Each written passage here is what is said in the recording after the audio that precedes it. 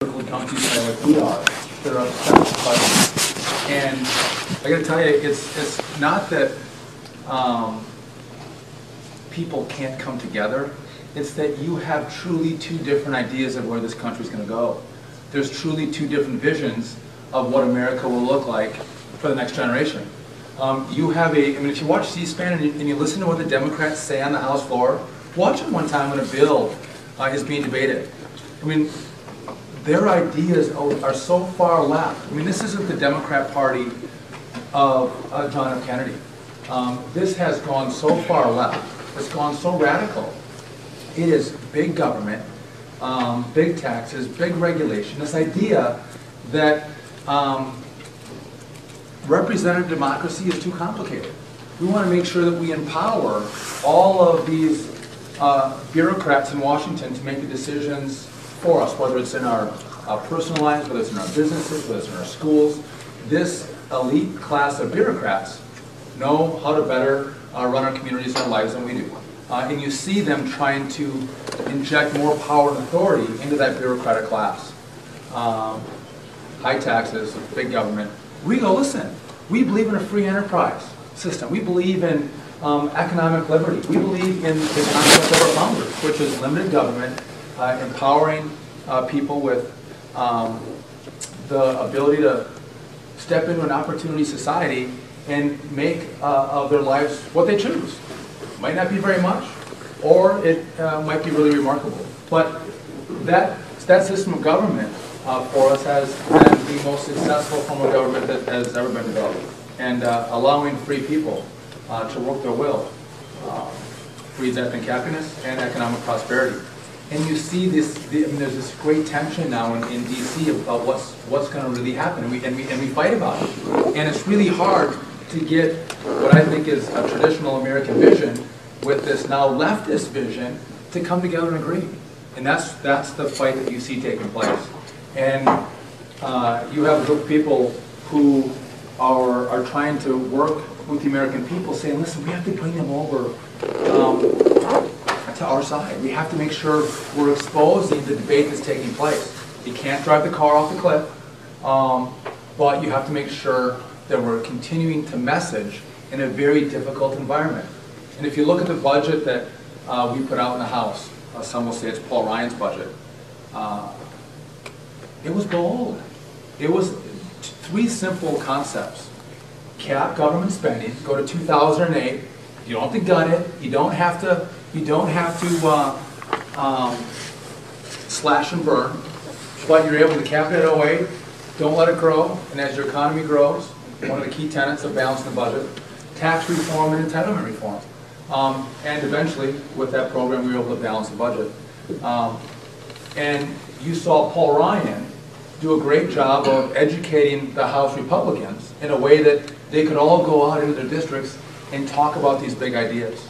I've been saying for a year and a half that Obamacare was going to take $500 billion out of Medicare.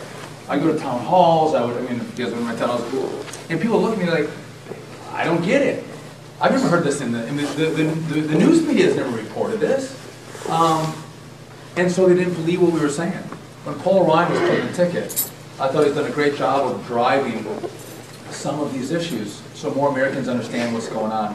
And the media was kind of forced, I think, to acknowledge what Democrats are actually doing with regard to Medicare and not putting out a budget that ever balances.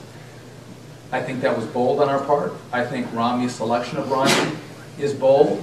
I wish we would continue with bold ideas right now, and I know we're going to talk about that later today. I think that's how we win.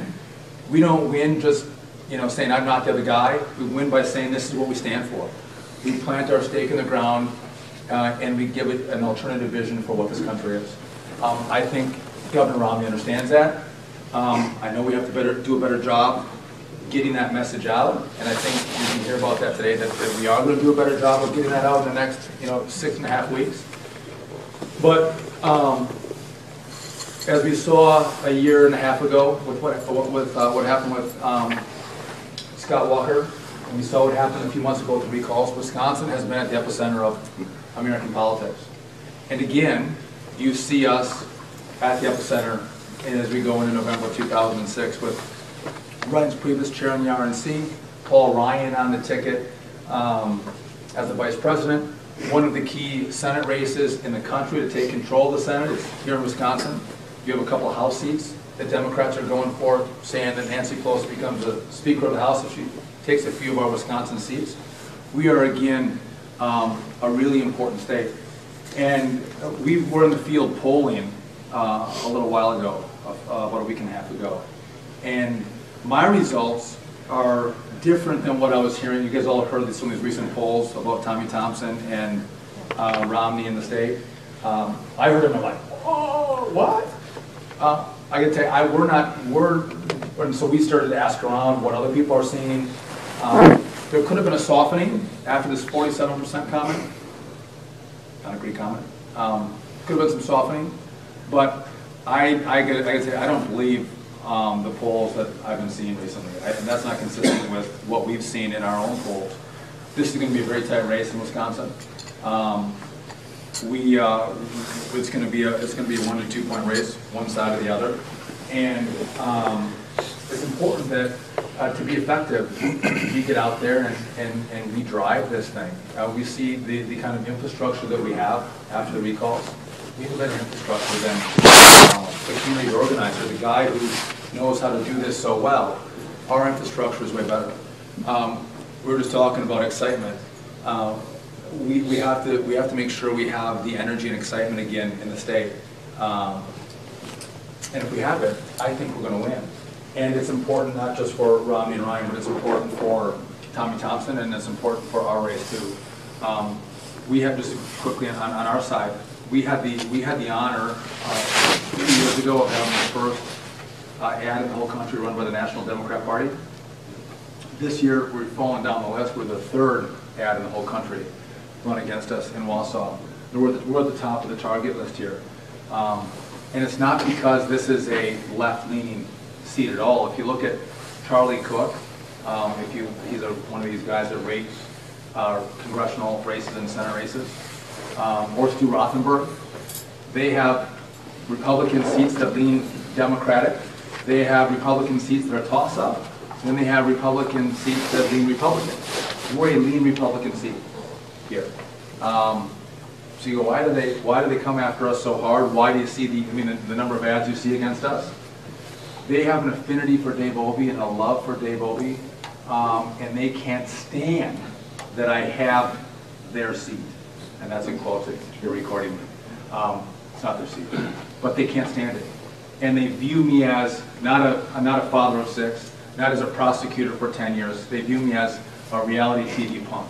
And that the great Dave Obey, and his seat is held by me, it makes them sick. And that's why they're so ginned up. And that's why they're spending as much money on me instead of being, and so it's emotional, instead of being smart to go, there's other races we could go and get, we're going to spend it here on Duffy because we can't stand it. I don't think they're going to get me, but we're going to have to fight hard to make sure we keep it. And that's not easy. I got to tell you, I know we ask a lot of you all, and I know all of you. I know all of you work hard in this cause. I work 7 days a week. We never stop. You know, we have 6 kids. Last week, Rachel flew out to Virginia and then to North Carolina to go with Craig Romney to campaign. To do that, we're a team. I'm like, all right, you go do that, and I'll take all the kids with me on the parade route. So I went over to St. Croix County, and I took all the kids, and I'm doing parades with all the kids that she's helping with. She's out helping Romney.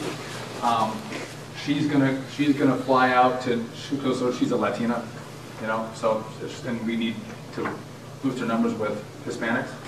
She's going to go to Nevada with Ann Romney on Thursday, which means I'm doing a fundraiser. I'm taking all the kids with me because they have a day off of school. I'm doing my part.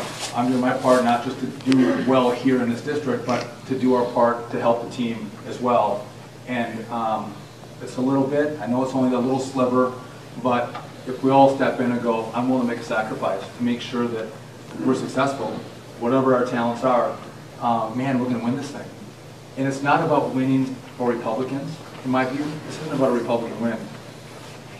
this is about a win for America. This is about a win for our next generation. Because if we lose in this election, and you have 4 more years of this, someone who is selling the idea of free, someone who's selling the idea of more government dependency, someone who says, I believe in trickle-up economics, and trickle-up economics means we want to, listen, first of all, when people fall in hard times, we as Republicans, we want to help them out. We don't believe you cast people away. You want a safety net to help them. What they've done, though, is they've increased the safety net, not to catch the people that fall down into that level that need the help. They've used the net so it catches so many more people. They're driving food stamps out of this country in a way that we haven't seen before. And it's getting a higher class of people into food stamps. And they believe that if you put money in the pockets of more people by way of food stamps, that's how you grow the economy. They say it's the multiplier effect. For every dollar you spend in food stamps, you'll create $1.72 in the economy. This is crazy.